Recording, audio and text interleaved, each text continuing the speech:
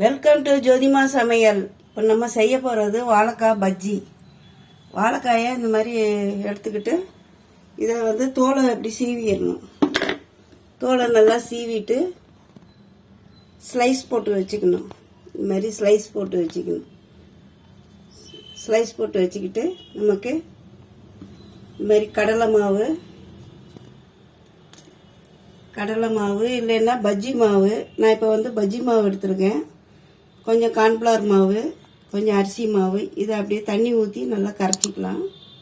கரைச்சிட்டு நம்ம வாழைக்காயை முக்கி பஜ்ஜி போடலாம். வாங்க பார்க்கலாம்.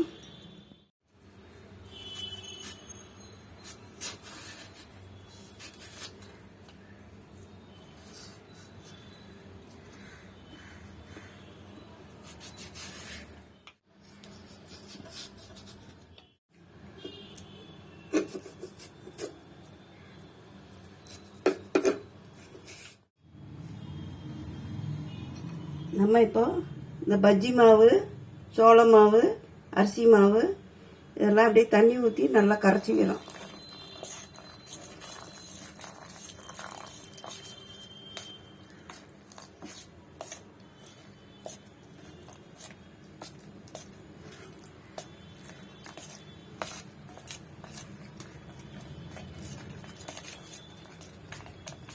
கட்டி இல்லாமல் கரைச்சிக்கணும் நல்லா.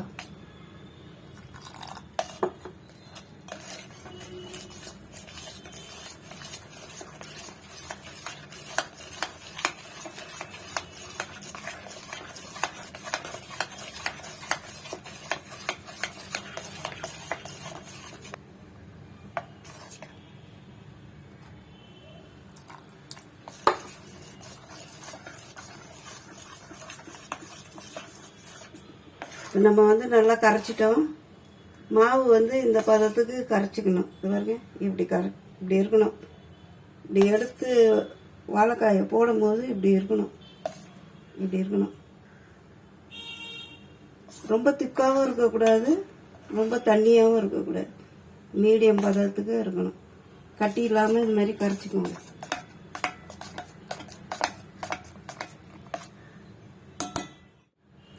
இப்போ எண்ணெய் காய்ஞ்ச உடனே வாழைக்காயை முக்கி இந்த மாதிரி முக்கணும். மாவில் இப்படி முக்கி இப்படி போட்டுருவோம். எண்ணெய் காயட்டும். எண்ணெய் காய்ஞ்சிருச்சு. நம்ம இந்த வாழைக்காயை அப்படி முக்கி டிப் பண்ணி நம்ம இப்போ எண்ணெயில் போட்டுடலாம்.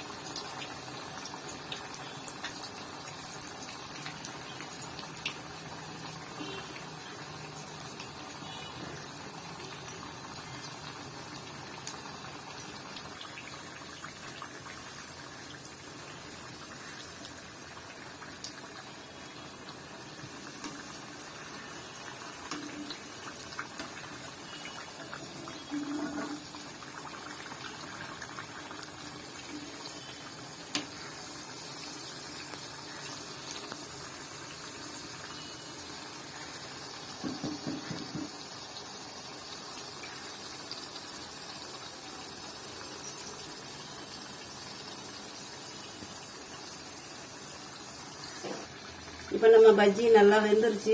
நம்ம இப்போ எடுத்துடலாம்.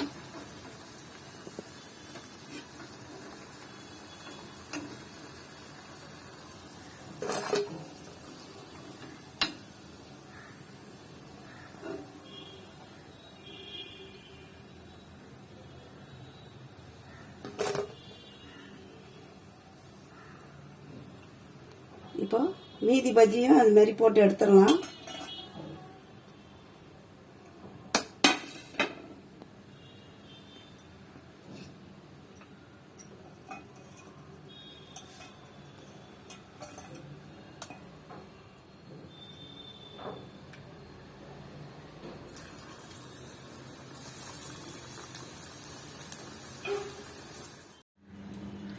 நம்ம இப்போ எல்லா பஜ்ஜியும் சுட்டுட்டோம் பாருங்க.